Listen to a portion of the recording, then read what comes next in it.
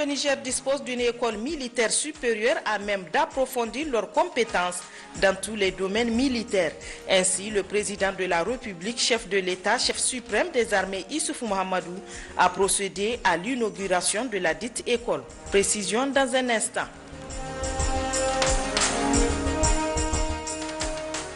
Une autre inauguration et non de moindre cette fois-ci, c'est le premier ministre-chef du gouvernement Birji Rafini qui a inauguré ce matin le centre communautaire numérique. Détail dans ce journal. Tenez que le président de la République, chef de l'État, Issoufou Mahamadou, a quitté Niamey cet après-midi à destination de Brazzaville en République du Congo où il effectuera une visite de travail et d'amitié. Le chef de l'État est accompagné dans ce déplacement de Fou Makwegado, ministre d'État, directeur de cabinet par intérim du président de la République.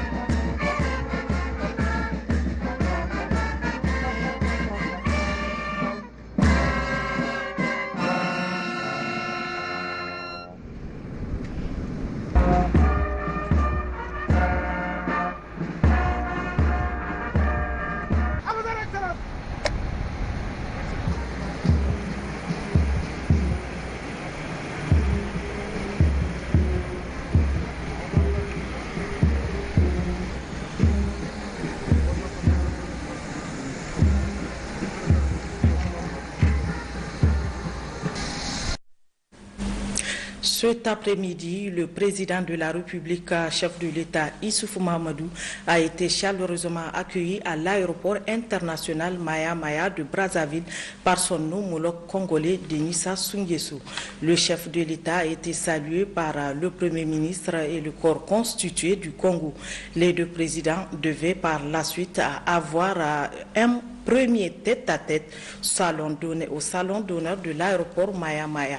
Le président Issoufou Mahamadou, le président Oumarou Sissako Oumbalo assisteront vendredi matin à l'inauguration d'une grande université qui portera le nom du président Denis Sassou Nguesso. Peu avant son départ, le président de la République, chef de l'État, chef suprême des armées, Issoufou Mahamadou a présidé ce matin à Niamey la cérémonie d'inauguration de l'école militaire supérieure de Niamey. Outre la présence du président de la République, la cérémonie a enregistré celle du président de l'Assemblée nationale, du Premier ministre, des présidents des institutions de la République, des membres du gouvernement, des députés nationaux, des membres du corps diplomatique et des responsables des forces de défense et de sécurité ainsi que les partenaires Ismaël Daouda et Lawali Yahya et Yazrabiou.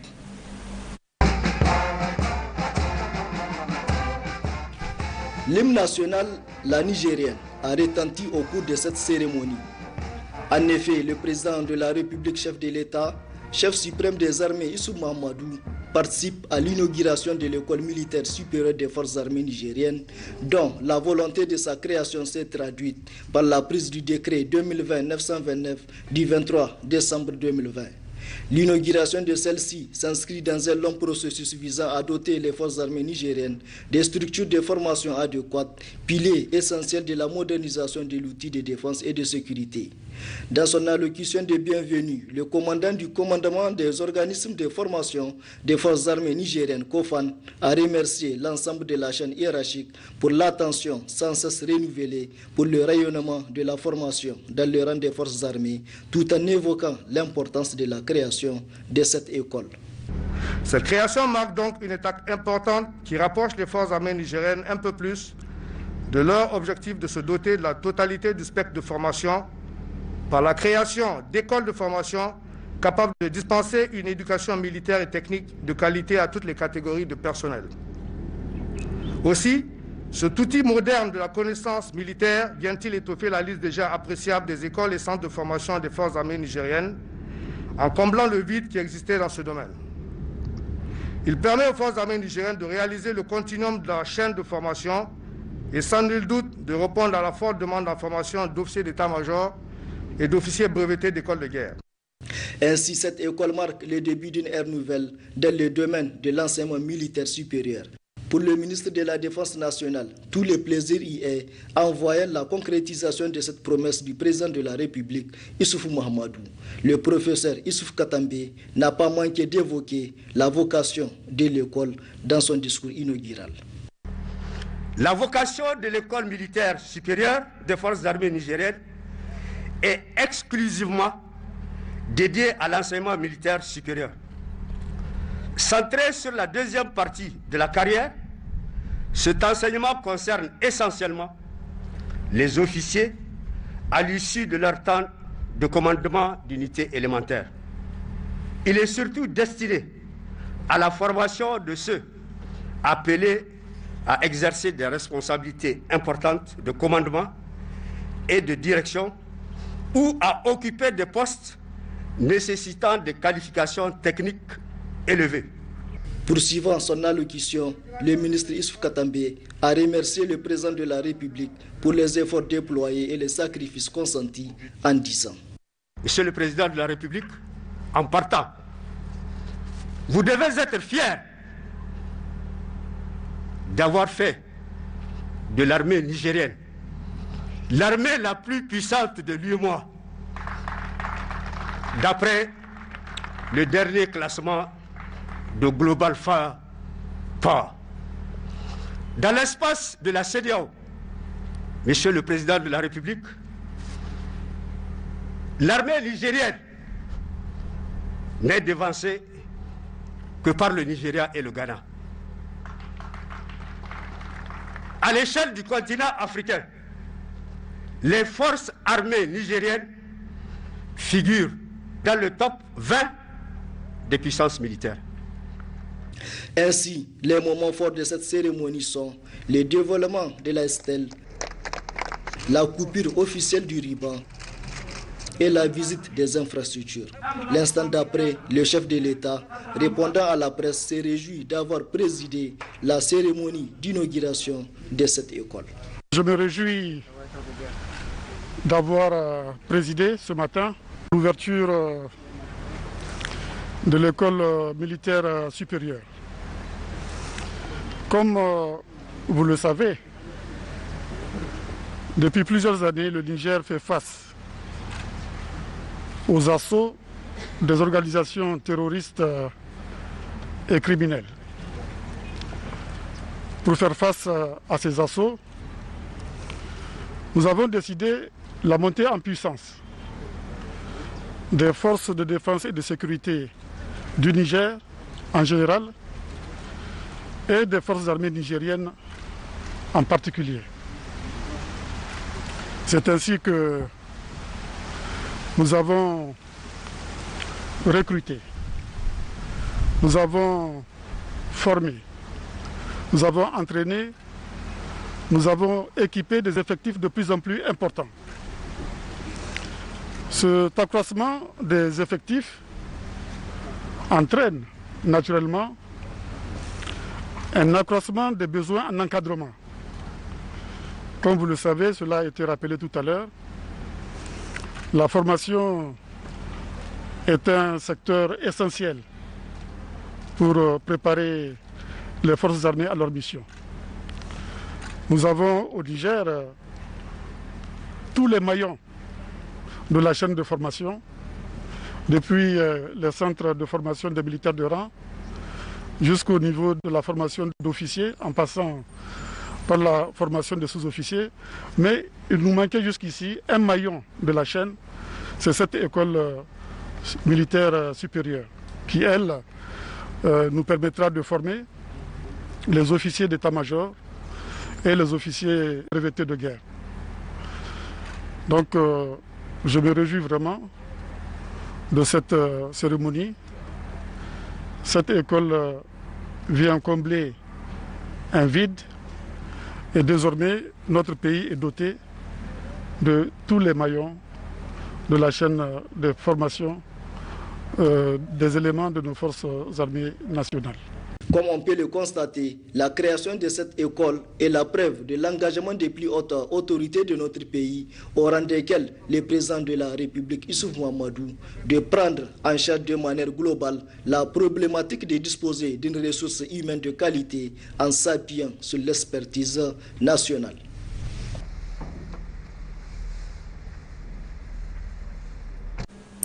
Une autre inauguration ce jour 4 février 2021 d'un centre communautaire numérique en face de la mairie du 5e arrondissement communal de Niamey. Ce centre hotspot Wi-Fi qui a pour objectif de contribuer à réduire la facture numérique a été inauguré par le Premier ministre chef du gouvernement Birji Rafini, le fruit du partenariat entre l'Agence nationale de la société de l'information ainsi de la ville de Niamey et du PNUD. À côté Glassan et Gérard Abdelaziz pour le point. Après le lancement du portail des services publics récemment, c'est un autre cap important qui vient d'être franchi dans la digitalisation de la société au Niger avec l'inauguration ce jeudi matin par le Premier ministre Birji Rafini du tout premier centre communautaire numérique. Alternative au manque de salles informatiques dans de nombreux établissements, ce centre équipé de matériel informatique est un lieu d'initiation et d'apprentissage aux outils bureautiques et aux logiciels informatiques. Sa réalisation s'inscrit dans le cadre du programme Centre communautaire numérique Hotspot Wi-Fi de l'Agence nationale pour la société de l'information ANSSI. Ce programme constituera une des activités majeures de la mise en œuvre du plan stratégique Niger 2.0, car alimentant ces 4 axes principaux.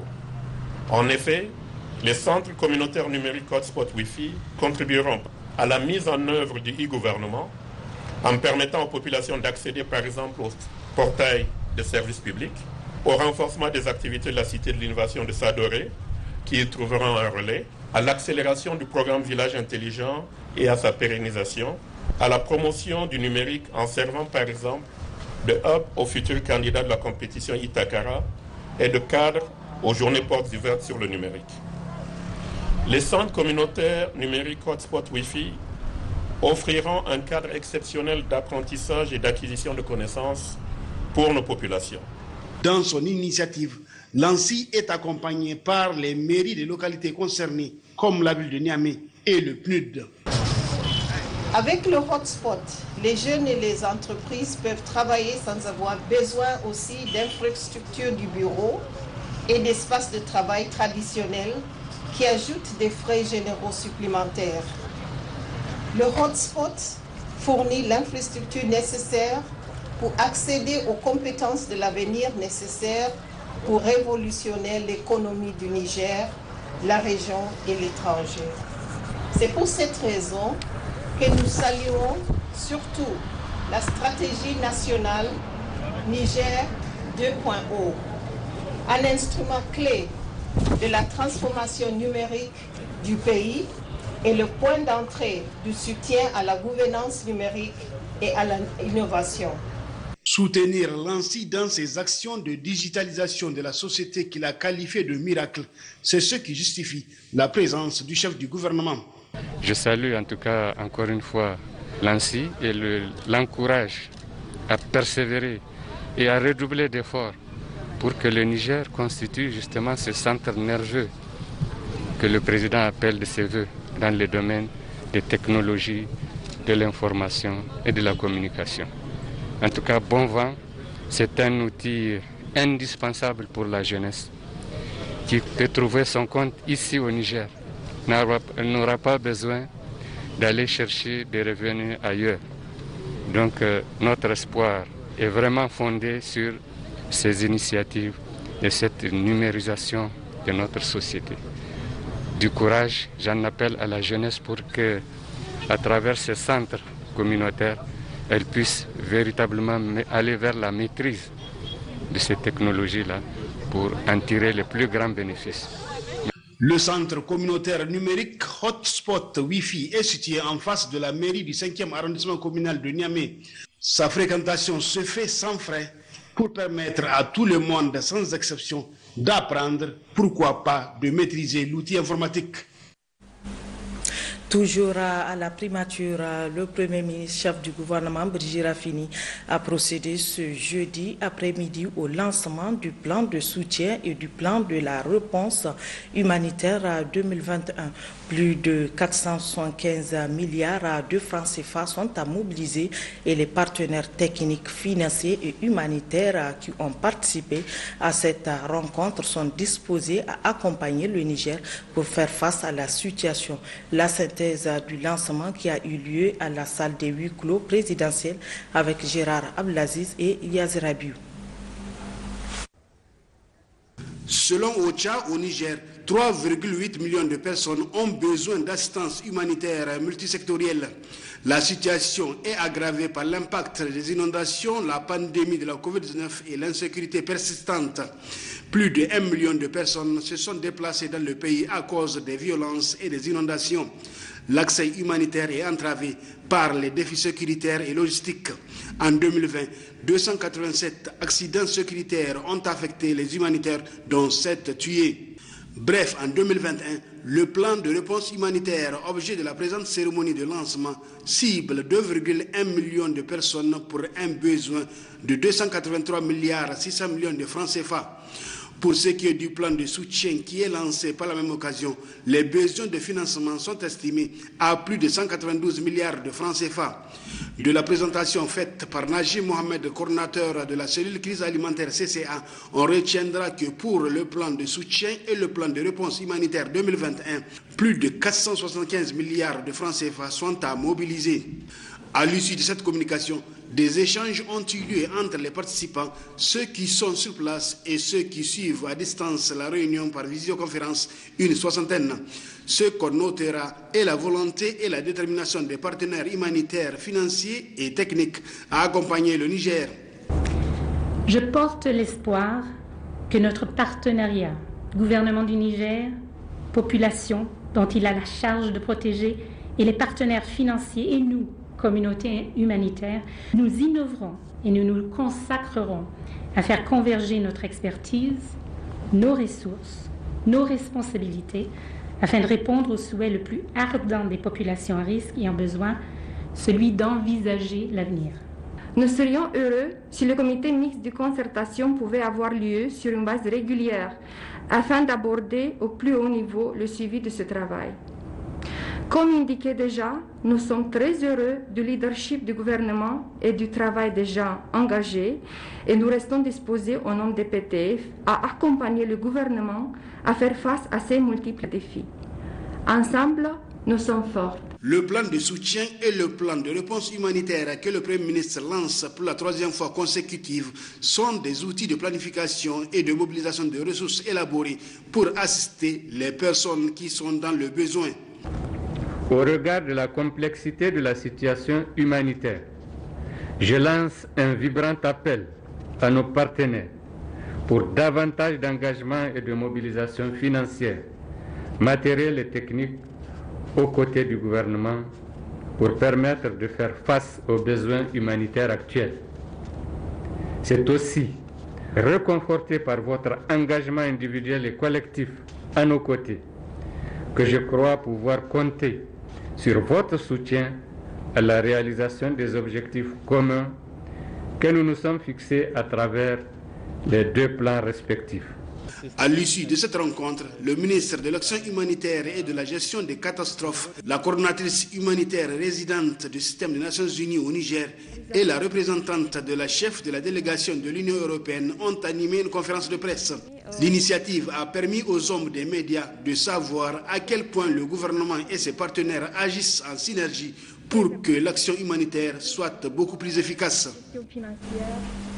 Dans un autre chapitre, la première dame, Dr Lalla Malika Issoufou, marraine de la lutte contre le cancer au Niger, a présidé ce matin la cérémonie des travaux de réhabilitation et d'exécution du centre Vie au sein du Centre national de lutte contre le cancer. La première dame, par ailleurs présidente de la fondation Tatalin Iyali, a également fait don de 100 kits alimentaires aux parents patients du centre. C'était en présence du ministre de la Santé publique, de l'épouse du Premier ministre, de la représentante de l'Organisation mondiale de la santé au Niger et d'autres partenaires de la Fondation Tatalin Iyali. Compte rendu Nadia Mahaman et Suleiman Wali. C'est à l'occasion de la Journée mondiale de lutte contre le cancer, célébrée le 4 février de chaque année, que se tient cette activité. Outre le don de 100 kits alimentaires composés de 5 litres d'huile, 25 kg de riz et un carton de pâtes alimentaires destinés aux patients, femmes et enfants du centre, la première dame présidente de la Fondation Tatali Iyali a procédé à la pose de la première pierre de construction du centre de vie du CNLC, un cadre de logement des malades du cancer qui viennent souvent de l'intérieur comme de l'extérieur du pays.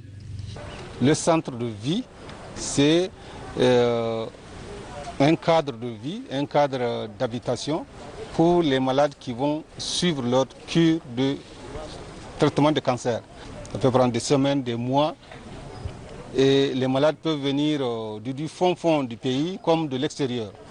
Et pour les malades qui viennent, il y en a qui ne connaissent pas des gens pour pouvoir rester à l'aise, suivre leur traitement.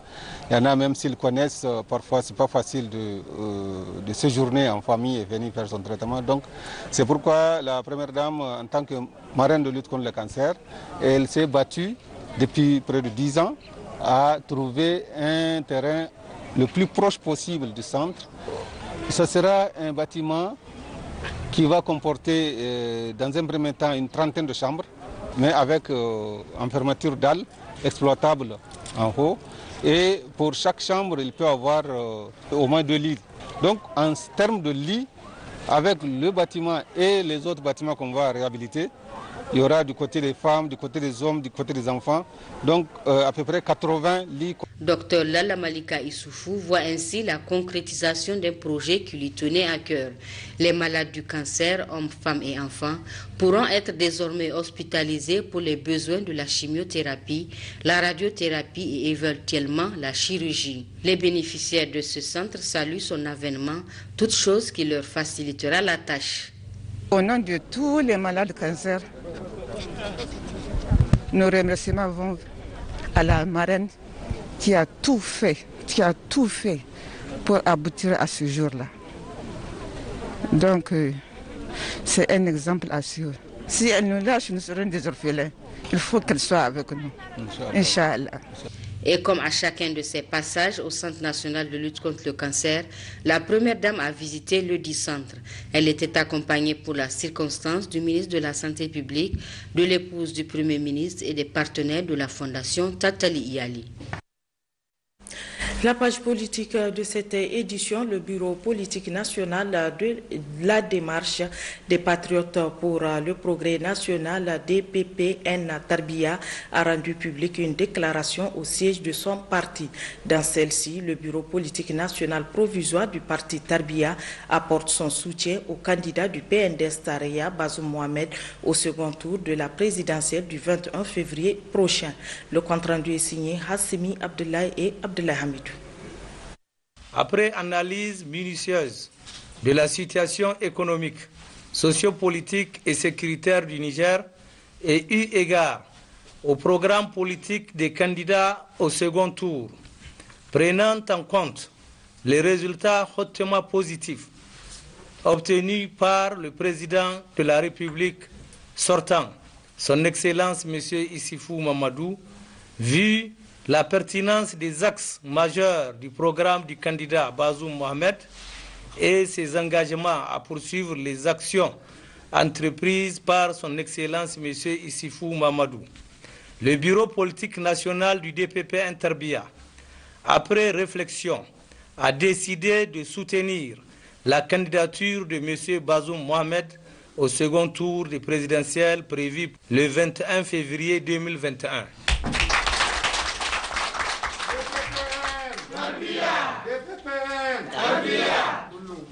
En conséquence, le bureau politique national du DPP Interbia demande à toutes les structures du parti, à tous les niveaux, à prendre activement part à la campagne politique en faveur de M. Bazoum Mohamed président du PNDS Tareya. Le bureau politique national du DPP Interbia invite l'ensemble de ses militantes et militants à sortir massivement le dimanche 21 février 2021 pour voter en faveur de M. Bazoum Mohamed. Une autre déclaration, cette fois-ci du Bureau politique national de l'alternance démocratique pour l'équité au Niger, ADN Karkara, qui a rendu publique une déclaration dans laquelle cette formation politique nigérienne décide de soutenir le candidat du PNDS Tareya, Bazoum Mohamed. Une décision de ADN Karkara motivée par le programme politique du candidat du PNDS Tareya. Retrouvons Hassim Abdoulaye et Hamidou Abdoulaye. Le bureau politique de ADN Karkara a procédé à une analyse approfondie de la situation politique, économique et sociale de notre pays et déclare ce qui suit. En référence à l'article 4 de notre Constitution qui stipule que la souveraineté nationale appartient au peuple nigérien. Soucieux de la stabilité politique et de la paix dans notre cher pays, attaché à la préservation des acquis sociaux et au maintien durable des conditions d'un développement économique et social pour notre cher pays, après une analyse approfondie du programme politique du candidat du PNDS Tareya et celui du parti ADN Karkara, en tenant compte de leur complémentarité et de leur réciprocité, en mettant en avant la place que joue actuellement le Niger en Afrique et dans le concert des nations en matière d'exemple de démocratie, de bonne gouvernance, de centres d'action pour la conjugaison des efforts afin d'assurer la paix et la sécurité dans notre sous-région. Décide d'apporter notre soutien ferme au candidat Bazoum Mohamed du PNDS Tareya.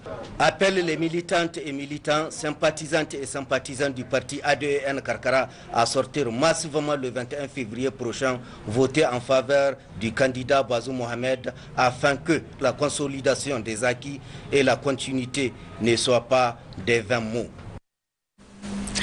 La coordination communale du PNDS Tareya de la ville de Tawa a organisé hier mercredi une cérémonie officielle de la campagne des élections présidentielles du deuxième tour. C'était en présence des responsables du parti de la région et ceux des partis alliés. Compte rendu Bassirou Karimou et Mohamed Agoum.